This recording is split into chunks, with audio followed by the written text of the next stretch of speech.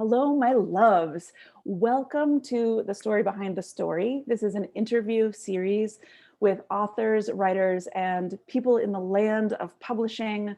My name is Sierra Melcher, and today we are joined by the amazing Adrienne MacIain. She is a friend of mine. She is a writer. She is a book coach. She's a bunch of things. I'm going to hand it over. Adrienne, just introduce yourself. Who are you today and what are you going to bring us? And then let's just dive into what we're going to chat about today.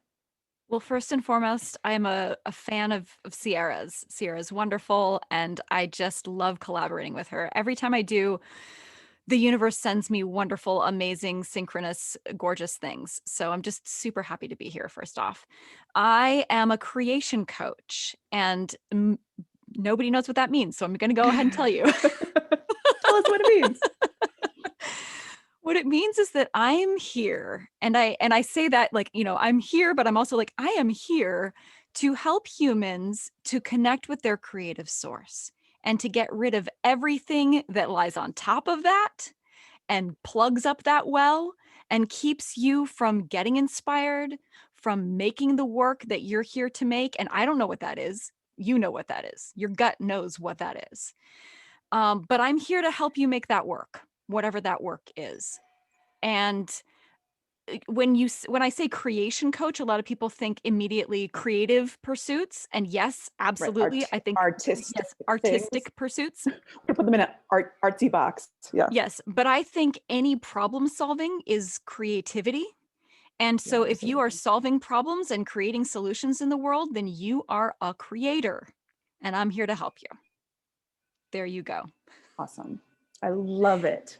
Yeah. Thank you for being here. Thank you for being here. And thank you for being you, bringing it. My this pleasure. series, we're going to touch on a lot of things. And as I said earlier, before we started recording, you and I can, and will talk about lots of things for hours and hours. But for today's purpose, we're going to tighten it in just in case anybody has anything else to do today. We want to give them something tangible, something practical, something to chew on for writers, aspiring writers, people who are just like, I've always wanted to, but, always wanted to write. I've always wanted to share my story. I've always wanted to start a business or whatever the creative process is. This series is for you. Yeah, we've all got a big butt, right? We've all got that big butt. It's just like, I would do this, but yeah, right. We've all got that. And there's an infinite, it's amazing. When we need to be inspired, we can always fill in that, like the Mad Lib of that sentence. But when it comes to like scooting that over and coming up with the alternative version, sometimes we need a little nudge. Absolutely. So my personal and professional drive is helping people explore their stories, understand their stories, share their stories when and how they're ready. And because that, in my own life, and I see it in my clients, is the most empowering act imaginable. Okay, it's accelerated personal growth, it's accelerated professional growth, spiritual growth. I want to talk to you specifically today about the power of story and why this is your calling. Absolutely. So let's start there. What do you got? I have a whole podcast, which is all about the power of storytelling, called That's Aloud, ALOUD. Please check it out. I help people tell their stories because I feel like once your story has become a story, and I do want to explain there's a difference between something that you're experiencing and a story. When you are still in the thick of it, this story doesn't have an ending yet. A story has a beginning, a middle, and an end.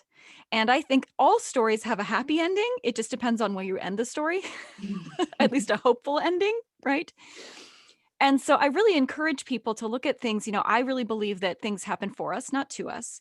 And so once you can kind of see a story as something that happened for you and had a gift for you in the end, even if that gift, you had to go through a lot of muck to find that little tiny shiny grain. And very often you do, right? And It's very not just often you hanging out do. on the surface, it's deep dive. Then it wouldn't be a story, right? There's, there's a good time and there's a good story. Sometimes you get both, but usually things can be divided into the one or the other. So if it's a good story, that means that you had to paw through quite a bit to get down to that beautiful little diamond of a gift. And once you find that, now you have a story. And that story isn't for you anymore because you already experienced it. That experience was for you. The story is for others who are struggling with the same thing, or at least a similar emotional arc that you went through. And so sharing your story isn't just a way of, entertaining people, which of course it is that, but it's also a way of giving people a map to that gift, a way to find it quicker, a way to get deeper faster by understanding the lay of the land of that emotional arc and helping people relate to it and go, oh, I see. I see what this experience is. It's a story. It's each story, what I'm hearing you say is like each story serves as a potential map for someone else to be like, oh, I remember this journey. I see myself now in a story that I've read somewhere else or heard somewhere else. And so instead of being all in the thick of it and getting lost in it, it's like, I know how to proceed here. Yeah. Yes. Yeah. Yeah. And by giving away that story to the others who can use it now, you unburden yourself of it because a story that you're not telling becomes this pair of glasses that you see the world through, and you're not even aware of it until you take off the glasses and look at them and go, oh, look, here, they've got this little curvy thing and these lenses, and this is a pair of glasses. Ah, that's what this is. Now someone else can use those glasses. Make sense? Completely. So Um, that's why I feel so passionate about helping people tell their stories. And also, I do a lot of exercises that are what I call time travel exercises, where people can go back to stories that were very traumatic or upsetting and change the ending for themselves so that they can move on from that experience and figure out what that was for them. And also travel to the future to stories that they haven't created yet, but will. I love this. Okay. I mean, I love so many parts of this. Hmm. One of the questions that I'm going to be asking all the guests is advice for aspiring authors and writers and creators. And because I want this not just to be theoretical, I want there to be a practical nugget that anyone who's listening to this can be like, okay, I'm going to do this today. Or I can like work forward with this. And so if your advice also answers this main question of like, how do you personally navigate your hopes, fears, and doubts when you're in that creative stage? Um, for me, I think it's the hopes about writing that are as entangling and paralyzing. I'm like, if I write it really Absolutely. well, then blah, blah, blah. And that's the then blah, blah, blah is as much of a like a Mack truck as the doubts and the fears of like, I can't do it. And like, and I want to do it. So I just get squished in between these things. What's your process? And if it relates to advice for aspiring authors, writers, creators, just dive in and let us have it. Absolutely. So I'm going to tell you a little story because this just happened yesterday. I was working with a collaborator, a friend of mine, not a client, but just a friend who, we write and we trade pages and things. And she said to me, I don't understand how you've written so many books because I've been trying to write this book for so long and it's just so hard. And I said, that's because you're trying to write a book instead of just trying to write. And she went, oh, because if you get too focused on the outcome of what you think this thing is before you've even created it, that's not honoring the spirit of the inspiration. That's not honoring what could come into you and what you might create, because you're putting onto it your expectations. And that doesn't feel good to anybody. Whenever somebody says to you, I want you to create this specific thing and it's got to look like this and it's got to do this, it's like, oh, I can't do that.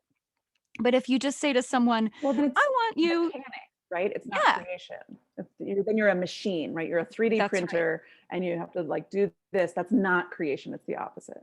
That's the opposite.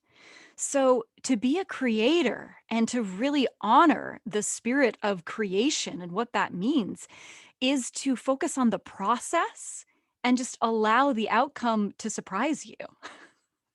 Just surrender to the outcome. And you will be amazed at what amazing things come out of you once you let go of that judgment of what this is supposed to be. So I really, really believe that the process is where it's at, and to have the discipline to keep creating every day, even if it sucks, even if you read it over and go, oh my God, this is the worst thing I've ever written. Like, you might be amazed at how just shaking that crap out of your head then allows you to open up to what was really underneath of all of that. So I do morning pages. I really recommend, every morning I do a little what I call my manifestation slideshow, which is I show I show myself some images that inspire me, some music that inspires me, just puts me in the right headspace. And then I just open up a document that I have and I write at least one typed page in this document for every day. And sometimes it turns into something and I get super inspired, like how to be a muse. The thing that I wrote recently came from a morning page that I wrote. And a lot of the time it's just like about the weird dream that I had last night, or a conversation that I'm thinking about, or all the stuff that just crowds our head and Yeah. keeps us from getting to the real work.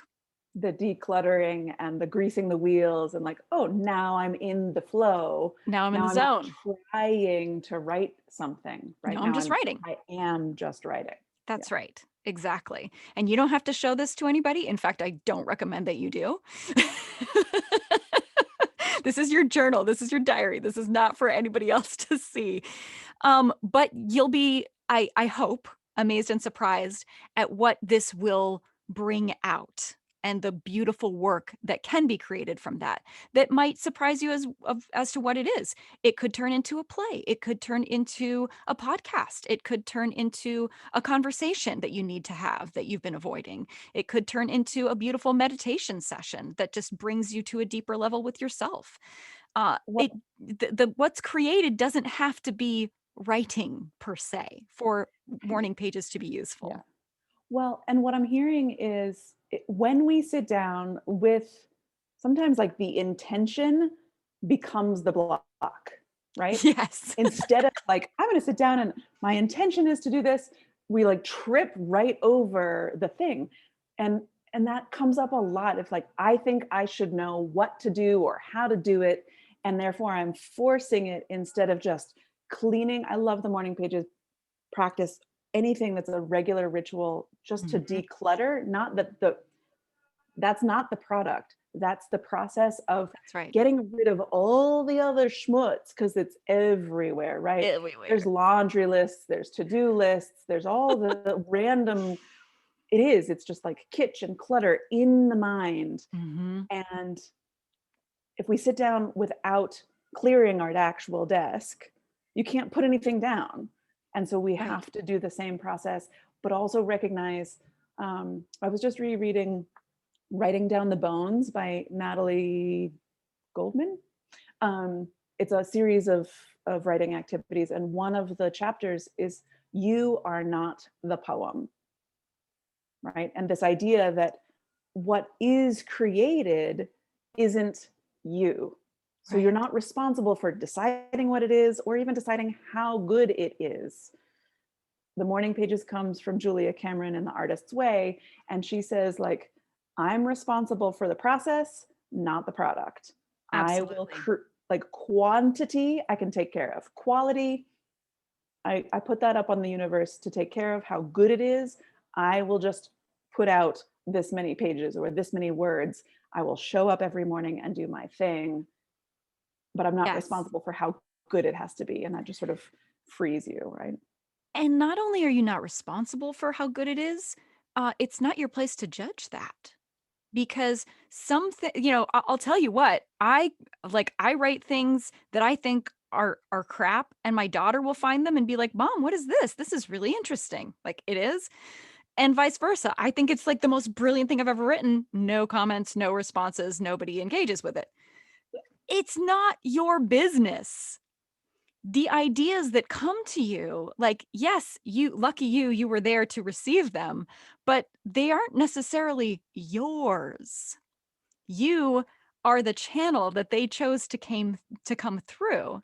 And so I just I really try to honor that and say, it's not even my business to judge what comes to me. I'm Yeah. just here to transmute it Yeah. To into something translate that it I think, from here to here. yeah, Yeah. into something that I think is nifty, and maybe other people will too. It's again, the work that I create in the end doesn't have a lot to do with me, because people will interpret it through their own lens, and it will resonate with their own emotional experience, and what they will read is their own life. And I think that's what's so beautiful about art is that when you create something, someone else has this experience of it filtered through their own life and experiences that you could never have imagined. And that's so beautiful. I love that. When we spoke like a week or so ago, Mhm. you had a particular story about your own blockages. Can you share that with us before we wrap up? Do you remember exactly what we're No, talking remind about? me. No. I Okay. get lots of blockages. I think it was like you had set yourself a project and a timeline, and you always found reasons not to show up. And then something got you back Yes. because I mean, our first piece of advice is like show up for the process. But Yes. how do you get there? Yeah. So I had just wrapped my last book, which is called Enough. And it was all about it's sort of a workbook on how to get out of emotionally abusive cycles in romantic relationships. And so I felt such a relief after that, because I was like, okay, I'm kind of like done with that whole chapter of my life, and I've put this out in the universe for anyone who needs it, and I can kind of let go of that. And so I was so excited about what I wanted to create next. And I wanted it to be this book, and I knew what I wanted to call it. It was going to be called Release Your Masterpiece. And it was going to be all about how to, find that sort of masterpiece within yourself and create it. And then like nothing happened. It was like blank page syndrome. I was just staring like, and I wrote an introduction, which sort of fit, but not like fully fit. And I was like, okay, I have to admit that I'm kind of stuck here and I'm kind of blocked. And I was, again, like you said, procrastinating, doing everything else on my plate, focused on, oh, well, I got to get gigs, and I got to make money, and I got to have clients, and I got to do my thing, and not focusing on creating. And so I just got to this place where I was like, I'm getting a little insane, because I know myself and I have to create to stay sane. Like it's not just a thing of like, I create because I'm a create. It's like I create because if I don't create, like that shit drives me nuts. Like that's people say, creativity makes you crazy. No, what makes you crazy is not expressing your creativity. Okay, that's what makes you crazy. So to stay sane, I knew that I had to be creating. And so I just finally gave myself permission to just stop focusing on this thing that I felt like I was supposed to be creating, and just start creating again. And I started doing the morning pages again. And lo and behold, I stumbled upon this whole how to be a muse thing. And I was like, that's what the first chapter is. Okay, now we're here. Now we're back. And it's so obvious. It's one of those things where I was just like, duh, so mad at myself, because I know this stuff. Like, this stuff, right? You know that you have to show up every day and do the work for inspiration to show up and dance with you. right? Like if you're not out on the dance floor with your dance shoes on, like warmed up and ready to go, like it's not going to show. It's got other dance partners that it can, go dance with. It's not going to bother with you unless you show up ready to go. So I got to get out there, do my warm-ups, put on my shoes, put on my Take fancy off the dress. sweatpants. Yep. Yes. Yeah. Be like, all right, inspiration, I'm here. Let's dance. Yeah. I love that image too. I love that image. And I'm going to borrow it. It's all yours. It's open source. I think just to wrap us up, I'm hearing a couple of things. So we have to show up. Even when we feel inspired and that inspiration becomes the obstacle of like, I'm going to do this, I'm going to create this thing, that can become its own block. Yep. And then showing up regardless, showing up and let whatever comes through come through, so that because I think we are, unfortunately, masters of our own obstacles, right? We are our own obstacles. Like We there's are, nothing else. It's us. absolutely, It's all right? us. And the flip side of that is always, if we know that we're the mistresses of our obstacles, then we can like, oh, you're the one who's come out to play with me today. Let's tussle, right? Yeah, you have Instead to be a of, little bit of a trickster. yeah, You have to trick yourself a little bit. And it's all playful, it's all a fun game. And I think that more than anything to me is the key. If you are not having fun with this, go do something else. Don't waste your life. Go do something that's fun for you. So if you can find the fun, then you will create amazing stuff. that's it. Let's leave it there, because that's the nugget. So attached to this is going to be information to reach Adrienne MacIain. We're going to wrestle your name forever. As well as each week there'll be another installment of this series. You and I are going to get together multiple times and talk writing, creation, publishing, birthing things into the world, and all of the messy business in between. And I just wanted to thank you again for your friendship, for what you bring to the universe, and for joining us here today. Thank you so much. It is genuinely my pleasure and my honor to be here with you and for everyone who's listening. I really hope that you find the fun and share your story with the world, because if you don't, then the world won't have it. And that is a dang shame. Love it. Thank you. Write your story, change your life.